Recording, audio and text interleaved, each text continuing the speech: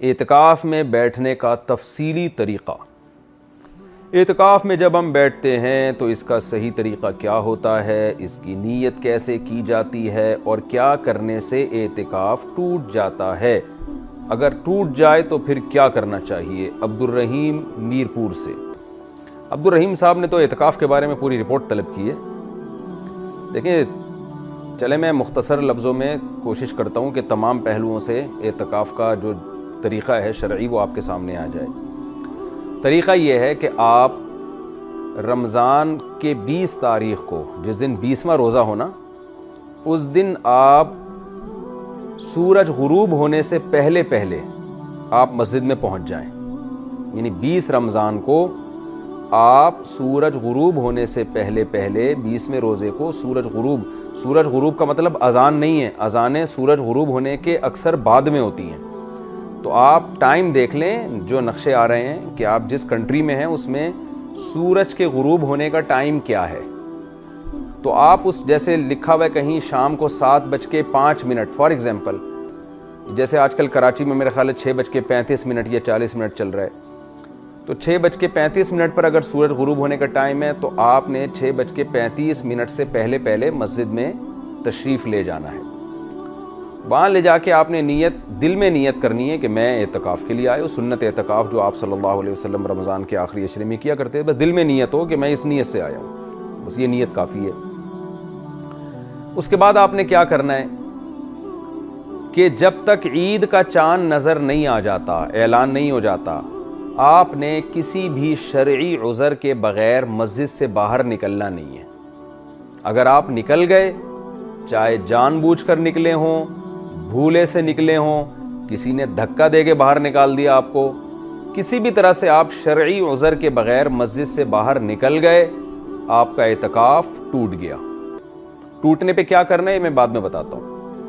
इसी तरह रमज़ान का रोज़ा अगर आपका किसी वजह से टूट गया तो एतिकाफ़ भी टूट गया। ये जो रमज़ान का आखिरी अशरा है ना, ये रोज़े के साथ ही होता है। अगर आपका रोज़ा टूटा तो आपका एतिकाफ़ भी टूट गया। तो आपने क्या करना है कि गुरूब आफ्ताब से पहले मस्जिद में चले गए। अब आपने ये अज़म करना है कि मैंने मस्जिद से बाहर निकलना नहीं है शरई उज़र के बग़ैर। शरई उज़र क्या है? क़ज़ाए हाजत के लिए जाना, ये शरई उज़र है। आप अगर क़ज़ाए हाजत के लिए वॉशरूम जाते हैं तो इस दौरान जो आपको ताख़ीर होती है, इससे एतिकाफ़ नहीं टूटता। मिसाल के तौर पर आपको वॉशरूम जाना है, आप मस्जिद से बाहर निकले, चलते चलते आप वॉशरूम की तरफ जाएं, दरमियान में रुकें नहीं आप। अगर आप रुक गए, ठहर गए, मोबाइल देखने लगे, आपका एतिकाफ़ टूट गया। तो आपको कंटिन्यू चलना है वॉशरूम की तरफ, दरमियान में रुकना नहीं है। हाँ, उस कंटिन्यू में ये नहीं कि भागते हुए जाएं, नॉर्मली जो आपकी आम तौर पे चलने की रफ्तार है उसमें आप चलें। वो भागना दौड़ना, स्पीड से जाना ज़रूरी नहीं है। इस दौरान आप बातें भी कर सकते हैं, लेकिन चलते हुए, रुकना नहीं है आपने। वॉशरूम के करीब आप पहुंचे, अब क्या है कि आपने बाज़ दफ़ा पब्लिक वॉशरूम जो होते हैं कई सारे होते हैं, आपने वॉशरूम दरवाज़ा खोला, कुछ बिलफ़र्ज़ कोई गंदगी है, आपको समझ में आया कि यार ये यहाँ नहीं आना चाहिए, तो कोई बात नहीं, दूसरे वॉशरूम में, तीसरे में। ये जो आपकी ताख़ीर हो रही है, इस लेट होने से एतिकाफ़ नहीं टूटेगा आपका। यानी ये वॉशरूम की तलाश में या सही, बाज़ दफ़ा ऐसे गाँव देहातों में मस्जिदें होती हैं, वॉशरूम उसमें गंदे होते हैं, तो उसमें आदमी नहीं जाता, एक वॉशरूम में गया, वहाँ से निकल के दूसरे में चला गया, तो ये ताख़ीर भी, इससे भी लोग डर रहे होते हैं, एतिकाफ़ तो नहीं टूट गया, इससे एतिकाफ़ नहीं टूटेगा आपका। इसी तरह आप गए वॉशरूम के बाहर खड़े हुए हैं, तो पता चला कि वहाँ तो लाइन लगी हुई है, आपसे पहले भी कुछ लोग हैं जो गए हुए हैं, तो वहाँ आप खड़े हो गए। तो वहाँ खड़े होने में जो ताख़ीर हो रही है उससे भी आपका एतिकाफ़ नहीं टूटेगा। आप खड़े हुए वहाँ बातें कर रहे हैं मोबाइल पे तो भी ठीक है, कोई हर्ज नहीं है, क्योंकि यहाँ बातों की वजह से देर नहीं हो रही है आपको। देर तो इसलिए हो रही है कि वॉशरूम में पहले से कोई बंदा मौजूद है, अब ज़ाहिर है उसको गिरबान से पकड़े बाहर तो नहीं निकालेंगे। तो इस दौरान फिर ये ज़रूरी नहीं है कि आप मस्जिद में जाके इंतज़ार करें, बल्कि वॉशरूम के बाहर खड़े खड़े भी आप इंतज़ार कर सकते हैं। तो ये जो ताख़ीर होगी, इस ताख़ीर से एतिकाफ़ नहीं टूटेगा। वॉशरूम में जाने के बाद आपको ताख़ीर हो गई, ज़ाहिर है कोई जल्दी फ़ारिग़ होता है, कोई देर से फ़ारिग़ होता है, तो वहाँ भी कोई अफरा तफरी की ज़रूरत नहीं है। तो इत्मीनान से जब इस्तिंजा वग़ैरह कर लिया, तहारत हासिल कर ली, अब वहाँ आप बैठ गए या खड़े हो गए, इंतज़ार कर रहे हैं मैं जाऊँ नहीं जाऊँ। जैसे ही आप ये ताख़ीर होगी जिसकी वजह से इत्काफ़ टूट जाएगा आपका। तो अब जब तहारत हासिल हो गई है, आपको चाहिए आप आराम से संजीदगी के साथ, कोई भागम दौड़ी ना करें, लेकिन आप निकलें बाहर, स्टे नहीं कर सकते। अच्छा, यहाँ मैं एक और मसला बयान कर दूँ कि बाज़ लोगों को सिगरेट पीने की आदत होती है, जो कि बहुत गंदी आदत है, बहुत बुरी आदत है। मस्जिद में तो सिगरेट पीना बिल्कुल ही हराम है, लेकिन अगर सिगरेट की आदत है, रोज़े में तो ज़ाहिर है नहीं पी सकते, बाद लोग डिप्रेशन में जा रहे होते हैं, अब ज़ाहिर है वो आहिस्ता आहिस्ता छोड़ेंगे ना। तो ऐसे लोगों के लिए जिन्होंने पीनी ही है, गलत काम करना ही है, तो जब इफ्तार कर लें वो, तो जब वो वॉशरूम जाए ना, तो वॉशरूम में जितनी देर लगती है उतनी देर में वो सिगरेट पी लेंगे तो इत्काफ नहीं टूटेगा, क्योंकि वो सिगरेट पीने के लिए इंतज़ार में नहीं है या बैठे नहीं है, बल्कि वो तो क़ज़ाए हाजत के लिए हैं। तो इस दौरान अगर वो जैसे बात कोई कर लेता है तो इत्काफ नहीं टूटता, तो इस दौरान सिगरेट पीने से भी इत्काफ नहीं टूटता। हाँ, क़ज़ाए हाजत से फारिग होकर फिर बैठे हुए हैं, तो अब ये जो ताख़ीर हो रही है ये सिगरेट पीने की वजह से हो रही है, इससे इत्काफ टूट जाएगा। तो चलते फिरते कंटिन्यू, यानी किसी ज़रूरत को पूरा करने के लिए आप जा रहे हैं, उस दौरान कोई काम कर लेंगे तो इत्काफ तो नहीं टूटेगा, लेकिन उससे हटकर जो आपको ताख़ीर होगी उस सिगरेट पीने में आप लगाएंगे, उससे इत्काफ टूट जाएगा। तो वैसे फिर मैं बता दूं, सिगरेट पीना बहुत बुरा काम है, इसको छोड़ें। तो अब क्या है कि आप वॉशरूम से आए, चलते चलते आए, या चप्पल गुम गई आपकी, तो उस चप्पल को तलाश करने में जो टाइम लग रहा है उससे भी इत्काफ नहीं टूटेगा। ये सारी चीज़ें हैं जो लोग जिनमें कंफ्यूज रहते हैं, इसलिए मैं ज़रा इसको डिटेल में बता रहा हूँ। या वॉशरूम जाने के लिए चप्पल नहीं मिल रही आपको, तो अपनी चप्पल तलाश करने में जो टाइम लगेगा उससे भी इत्काफ नहीं टूटता। अच्छा, बाज़ लोग क्या करते हैं, पब्लिक टॉयलेट में जाते ही नहीं है, वो उनको घिन आती है उससे। तो ऐसे लोगों के लिए अपने घर के वॉशरूम में जाना भी जायज़ है। घर महल्ले में है, मस्जिद भी महल्ले में है, आप ये कहते हैं यार मैं पब्लिक टॉयलेट इस्तेमाल नहीं करूँगा, मैं अपने घर जाऊँगा, तो वो भी जायज़ है, उससे भी इत्काफ नहीं टूटेगा। आप अपने घर जाके वॉशरूम यूज़ करें और फ़ौरन वापस आ जाएं।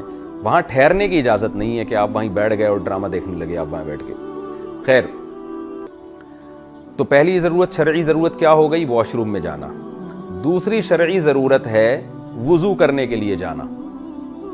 वुज़ू करने के लिए भी आप मस्जिद से बाहर जा सकते हैं, चाहे पहले से आपका वुज़ू मौजूद हो। ये ज़रूरी नहीं है कि वुज़ू टूटा हुआ हो आपका। बाज़ दफ़ा ताज़ा वुज़ू इंसान कर लेता है कि यार एक वुज़ू कर चुका हूँ मैं, चलो फ़जर के लिए मैंने वुज़ू किया था, मेरा वुज़ू अगरचे अभी बाकी है, लेकिन मैं ज़ोहर के लिए अलग से वुज़ू कर लेता हूँ, तो भी ठीक है, आप दोबारा वुज़ू करने के लिए भी जा सकते हैं। तो वुज़ू के दौरान आपने क्या करना है, जैसे ही वुज़ू खाने में जाके बैठे तो फ़ौरन वुज़ू शुरू कर देना है आपने। ऐसे नहीं कि वहाँ बैठे नल का बंद करके और गप्पे लगाना शुरू कर दिया आपने। वुज़ू के दौरान आप बात कर लेंगे तो इत्काफ़ नहीं टूटेगा, लेकिन वुज़ू से हटकर अगर आपने बातचीत शुरू कर दी तो इत्काफ़ टूट जाएगा। तो आप कंटिन्यू वहाँ बैठ के वुज़ू करें, तसल्ली से, जल्दबाजी ना करें। वुज़ू के दौरान आप अगर मिसवाक कर लेते हैं या टूथपेस्ट, टूथब्रश कर लेते हैं तो वो भी जायज़ है। स्पेशल टूथब्रश करने के लिए अगर मस्जिद से बाहर निकलेंगे तो वुज़ू, इत्काफ़ टूट जाएगा, खूब समझ लें। लेकिन आप गए हैं वुज़ू करने के लिए और वुज़ू ही की नीयत से दांत साफ़ करते हैं, चाहे मिसवाक से करते हैं या टूथब्रश, टूथपेस्ट से करते हैं, तो वुज़ू के दौरान जो आप टूथपेस्ट या ब्रश करेंगे उससे इत्काफ़ नहीं टूटेगा आपका। वुज़ू कर लिया आपने, वुज़ू के फ़ौरन बाद आप फ़ौरन मस्जिद में आ जाएं। वुज़ू की कोई दुआ, जैसे कलमा शहादत पढ़ा जाता है ना, आसमान की तरफ लोग रुख करते हैं, असल में तो ये है कि कलमा शहादत पढ़ा जाए वुज़ू के बाद, तो वो आप मस्जिद में आने के बाद पढ़ें, वहीं खड़े होके ना पढ़ें आप। तो ये भी है, इससे भी इत्काफ़ नहीं टूटता। तीसरी चीज़ है गुस्ल। जुम्मे के गुस्ल करना चाहिए, इत्काफ़ में नहीं करना चाहिए, इसमें उलमा की बहुत मुख्तलिफ आरा हैं। बाज़ अक्सर तो ये कहते हैं कि गुस्ल करना जायज़ नहीं है इत्काफ़ में।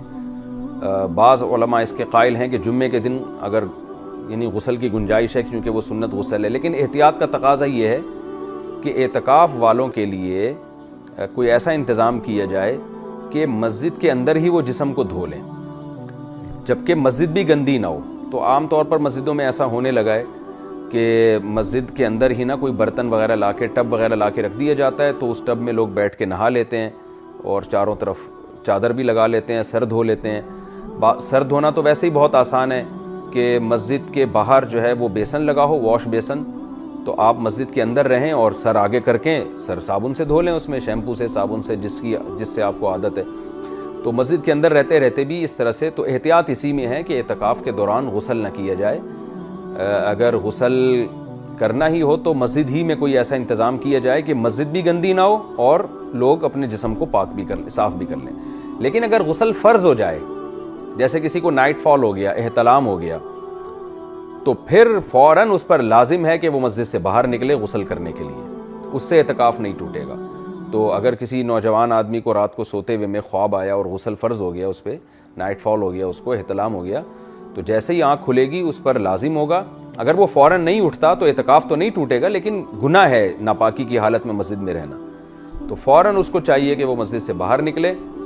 बाहर निकलने के बाद गुस्ल की कोशिश करे। वो अपने किसी दोस्त से कपड़े वगैरह भी मंगवा सकता है अगर वो कपड़े नापाक हैं, या उन्हीं को धो के पहन ले, तो लेकिन मस्जिद से फ़ौरन बाहर निकले। इस सूरत में फ़ौरन बाहर निकलने में एतकाफ़ नहीं टूटेगा। बाहर खड़े होने के बाद वो किसी से कह सकता है मेरे कपड़े दो, या कोई देने वाला नहीं है तो मस्जिद में जैसे ही वो उठा तो फ़ौरन अपने बैग से कपड़े निकाल ले। इस दौरान ताख़ीर हो सकती है, कोई मसला नहीं है, कपड़े निकाल के फ़ौरन बाहर चला जाए, साबुन, कपड़े, तौलिया जो भी चाहिए वो बाहर निकल जाए, और बाहर निकलने के बाद गुस्ल करे प्रॉपर जैसे गुस्ल किया जाता है।